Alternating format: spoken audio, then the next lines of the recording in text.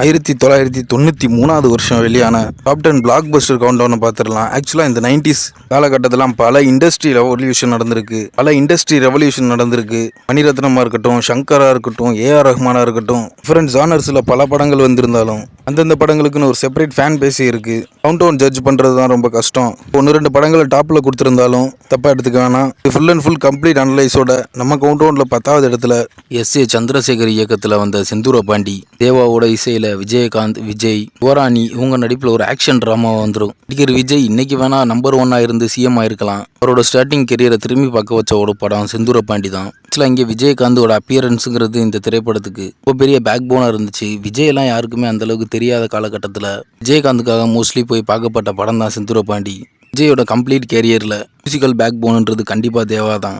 இந்த திரைப்படத்தில் எல்லா பாடல்களுமே பயங்கரமாக ஹிட் ஆகி, குறிப்பாக ஆடாதடா மனிதா, சின்ன சின்ன செய்தி சொல்லி ஆடியன்ஸுகளை நல்ல வரவேற்பு எடுத்து 100 நாளைக்கு மேலே ஓடி சூப்பர் ஹிட் திரைப்படமாக இருக்குது. நம்ம கவுண்டவுனில் 9வது இடத்துல மணிரத்னம் இயக்கத்தில் வந்தது திருடா, ஏஆர் ரஹ்மான் இசையில் பிரசாந்த், ஹீரா, ஆனந்த் இவங்க நடிப்பில் வெளியான திருடா படம் 2 கேட்டகரியில் நேஷனல் அவார்டு வாங்கியிருக்கும். பெஸ்ட் சினிமாட்டோகிராஃபி, பெஸ்ட் ஸ்பெஷல் எஃபெக்ட்ஸ்னு ஏஆர் ரஹ்மானோட சாங்ஸ் எல்லாம் ஆல்பம் ஹிட்டு. குறிப்பாக வீரபாண்டி கோட்டையிலே சாங் வரும்போதெல்லாம் பயங்கர சென்சேஷனை கிரியேட் பண்ணுச்சு.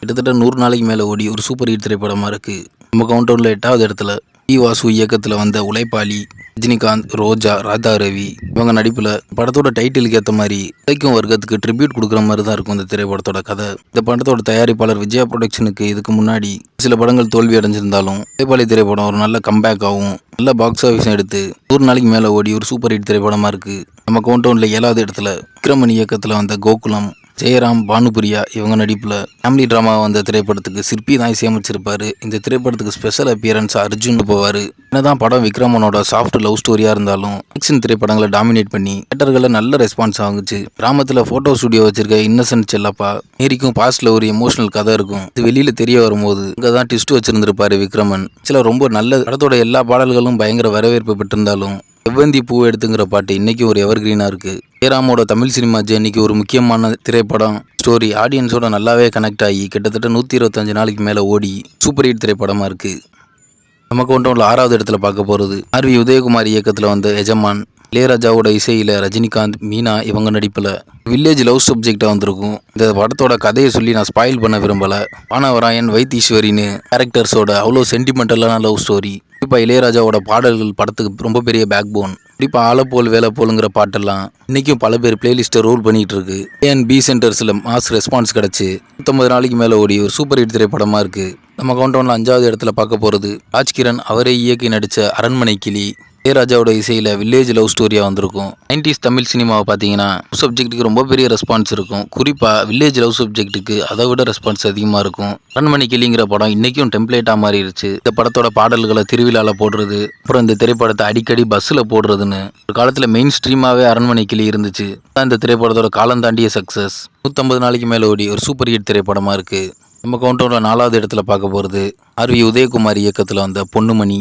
கார்த்திக், சௌந்தர்யா இவங்க நடிப்பில் ஒரு வில்லேஜ் ட்ராமாவாக வந்திருக்கும். ஆக்டர் கார்த்தியோட நேச்சுரல் எமோஷனல் ஆக்டிங்க்கு 2வது தடவையாக ஃபிலிம்ஃபேர் அவார்டு கிடச்சிது பெஸ்ட் ஆக்டர்னு. ஸோ பொன்னுமணியும் சிந்தாமணியும் சின்ன வயசுலேருந்து க்ளோஸாக வளர்றாங்க. மிஸ் அண்டர்ஸ்டாண்டிங் காரணமாக பிரிவு வர இந்த கதையை எமோஷனலாக சொன்ன விதம் தான் ஆடியன்ஸோட ரொம்ப கனெக்ட் ஆகி ரொம்ப பெரிய சக்ஸஸை கொடுத்துச்சு. குறிப்பாக இந்த படத்தோட பாடல்கள் நெஞ்சுக்குள்ளே இன்னார்ன்ற பாட்டெல்லாம் இன்னைக்கும் ஒரு எவர் கிரீன் சாங்காக இருக்குது. நல்ல ஒரு கமர்ஷியல் சக்ஸஸோட கிட்டத்தட்ட 150 நாளைக்கு மேலே ஓடிச்சு.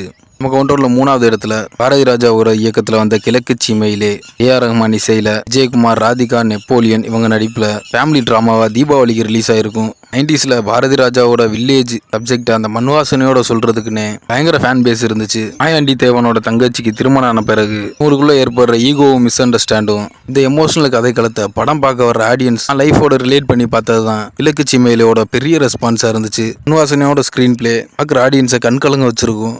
படத்தோட பாடல்கள்ன்றது இன்னைக்கும் ஒரு பிராண்டா இருக்கு. ஆத்தங்கர மரமே, வண்டி மாடி எட்டு, அதுலயும் குறிப்பா இந்த மானூத்து மந்தைங்கிற பாட்டு ஒரு வீட்டுல ஃபங்க்ஷன் வரும்போதும் ஐ மாமசி இருக்கு இந்த பாட்டை தான் போடுவாங்க.